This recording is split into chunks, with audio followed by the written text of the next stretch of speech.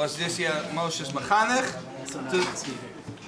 Also not a long speaker, to say a few words.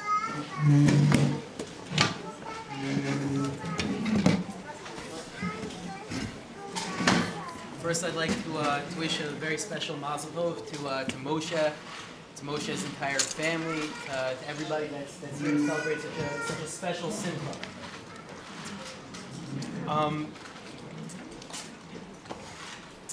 Parsha Shlach, there's a lot to speak about. Parsha Shlach brings down the Maisa with the Meraglim. Klal Yisrael unfortunately fell. And HaKadosh Baruch Hu, we know in the Pasuk it says, Yom Lishana, Yom Lishana. Hashem basically punished Klal Yisrael a year for a day, a year for a day.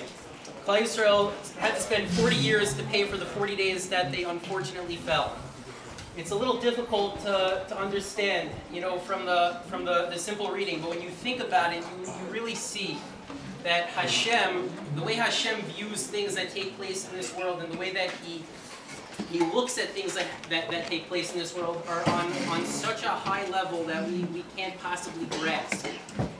And being that said, that definitely is a bar mitzvah.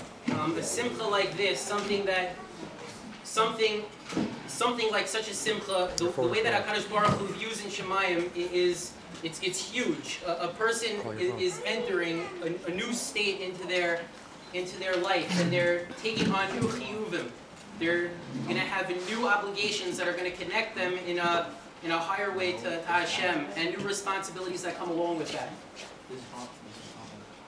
Moshe, it's been an absolute pleasure to have Moshe in my class for the past 2.5, 3 years. I've gotten to grow with Moshe and to see all of the beautiful qualities that he possesses. Qualities that are needed in a person, an individual, to be able to take on such a task like a bar mitzvah.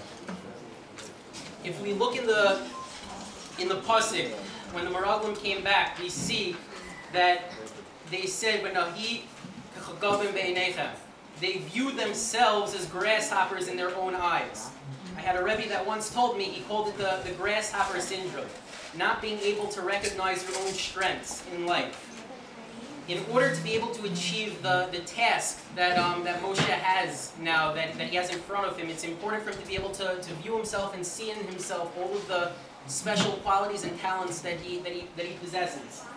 I can personally say from knowing Moshe very well that he has an unlimited amount of qualities that it's amazing to see. It really is, to be such a Baal Simcha, always smiling and always happy, putting smiles on other people's faces, to be so smart at such a young age. It's beyond impressive, and to be so sweet and caring.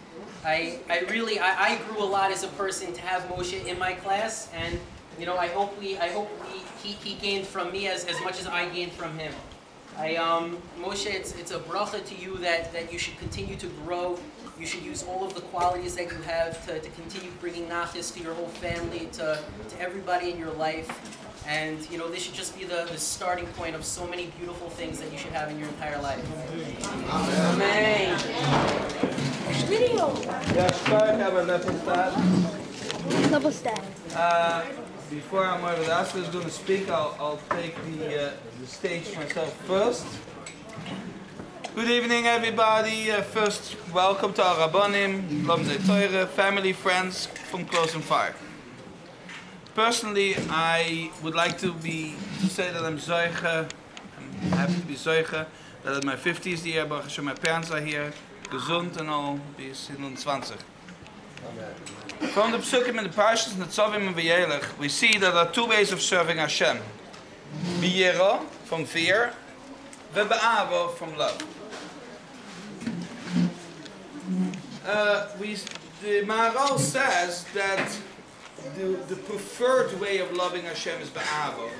And as a matter of fact, he brings from Perkei Avos, the third Mishnah, Perek Rishon, that if a person is serving Hashem, B'yera, it is more selfish, it's more with a plan, with a program to get something out of it. And Ba'ava is more of, I do because this is the Eibishter, this is the Einoi Dovadoi.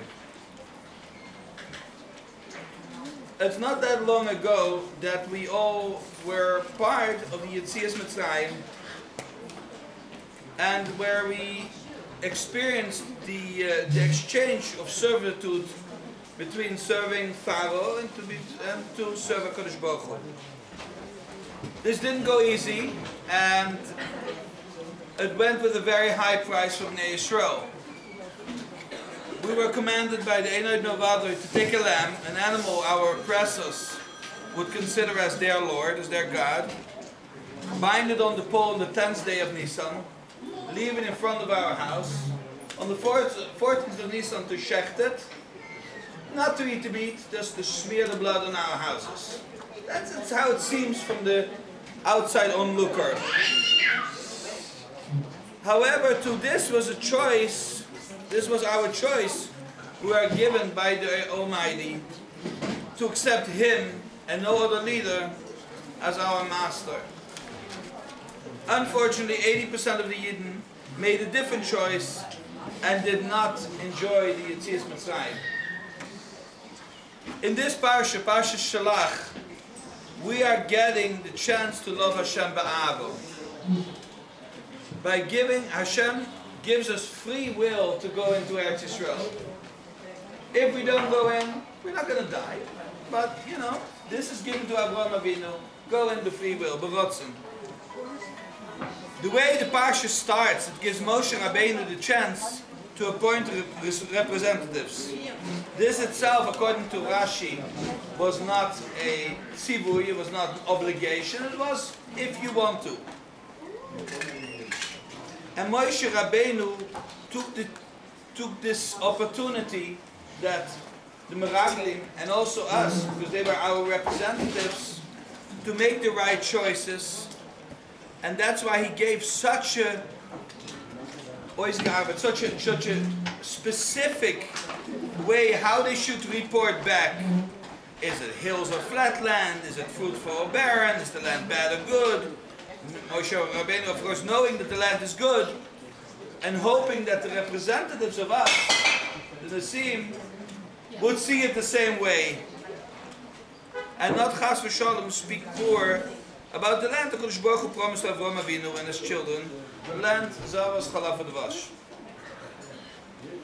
Unfortunately, only some of the Meraglim were on the level, no, fortunately I should say, only some of the Meraglim were on the level serving of Hashem Ba'ava. Moshe, you as a young child, I used to take you to the white shul. You were about 2 years old. And you always had attraction to the right way. Tati, Abba, I want to wear a talis too. I want to have tefillin. I want to have a yarmulke.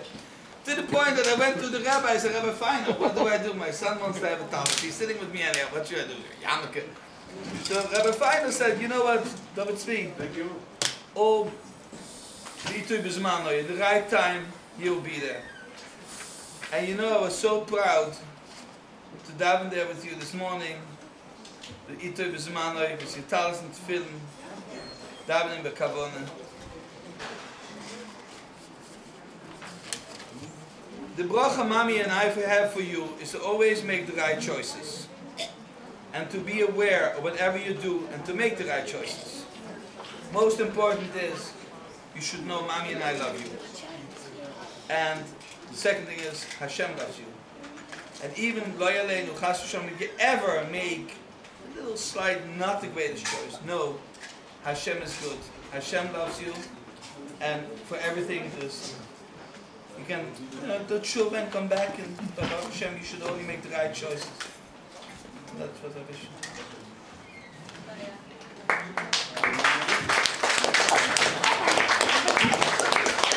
With these words, I would like to ask Al Moed the Asra from Beis Midrash to Basewater, Rabbi Yakov Shapiro, to say a few words.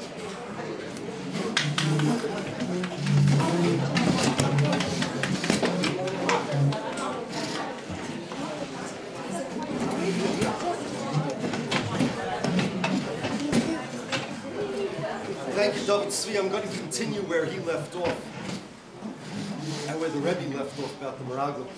Dovied Tzvi gave son a bracha that he should always make the right choices. I'm going to explain to the son, Moshe, how to make the right choices.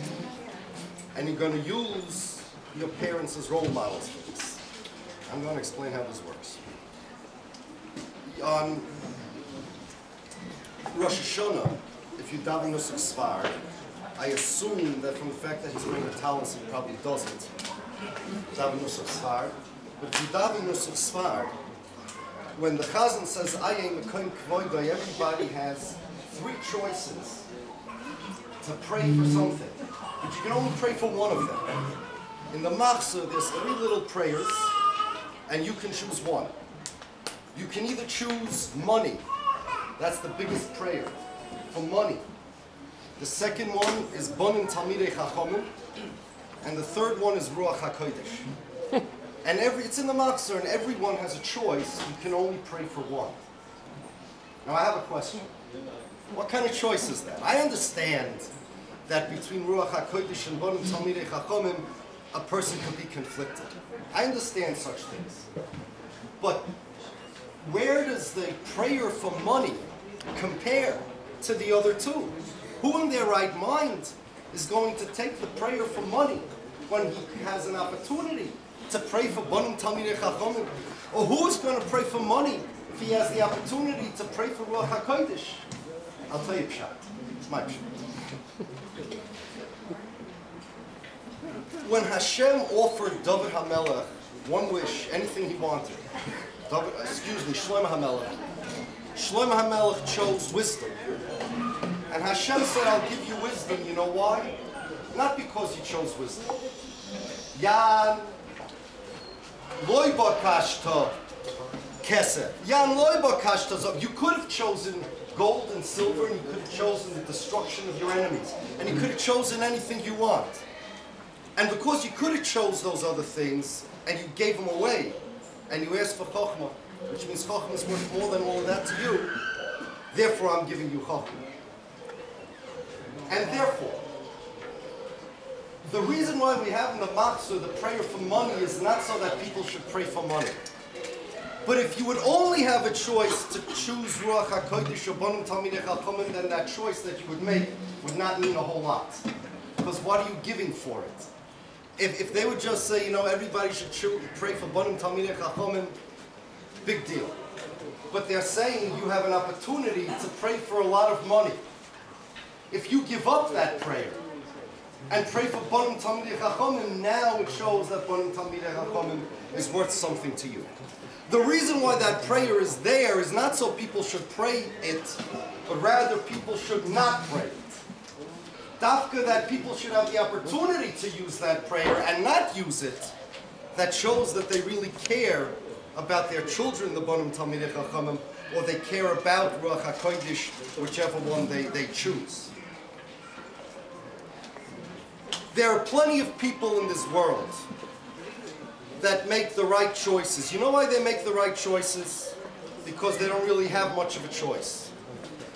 They grow up a certain way, they follow the crowds, they do what everybody does, they hear somebody has an idea, without thinking, just reflexively, I'm going to follow the other guy's idea. Probably he's making sense if he says something like that.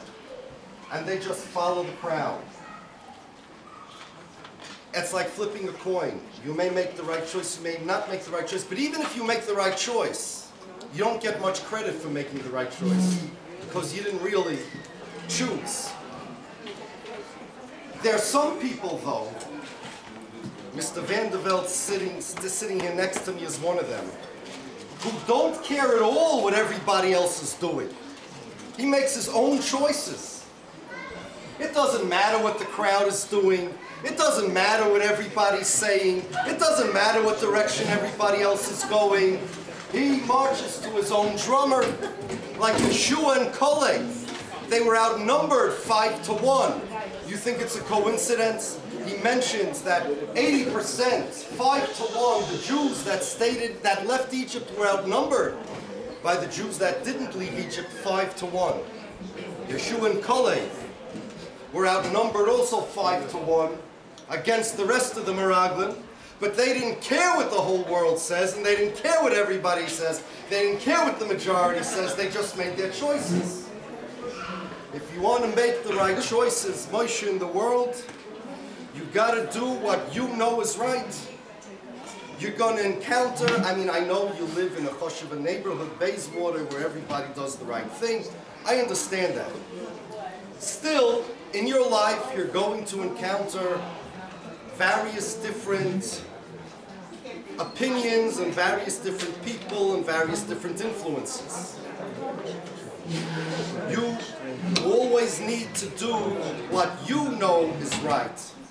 And a bar mitzvah boy gains at his bar mitzvah what we call das, which means the ability to choose. Most people don't really choose. They just let choices be made for them. You come from a home, and your mother also. Where's it? Last time. Whatever, it doesn't matter. She doesn't have to shoot. Fine. You tell her I mentioned it. Come from a home where you see, you don't follow the crowd, you don't listen to everybody, just do your own thing. Your grandfather too, sometimes he comes to shul, stands out amongst the whole crowd, just doing his own thing. Absolutely, that's the way you gotta be. And so, I want to give you a bracha that you should continue in this derech that you see of being unique. And continue to be unique, and even when you do make the right choices, don't make them by default. Make them because you choose the right choices. Without consciously choosing, then we don't get credit for our choices. Whenever, whatever we do, however we do it, we could make, Hashem gives us free will. Sometimes we're going to make the wrong choices. But what Hashem always expects from us, He doesn't expect we shouldn't always, anytime make mistakes. We make mistakes. But Hashem does expect from us that whether we make a mistake or we don't make a mistake, it's always our choice and not somebody else's. I want to give you a bracha that you should grow up to be a very, very big Talmid Chacham, because I know what your father is praying for when he davens Nusach Sfard, assuming he follows the Minhag HaMokim in our shul, you never know. But I know what he's praying for, and Hashem should answer your father's prayers and your mother's prayers, and you should grow up to be a very, very big Talmid Chacham, so he won't have Ruach HaKodesh, so he won't have a lot of money. Big deal, I know it's worth it for him, and you should be zoicha to kol tov and only the best of everything.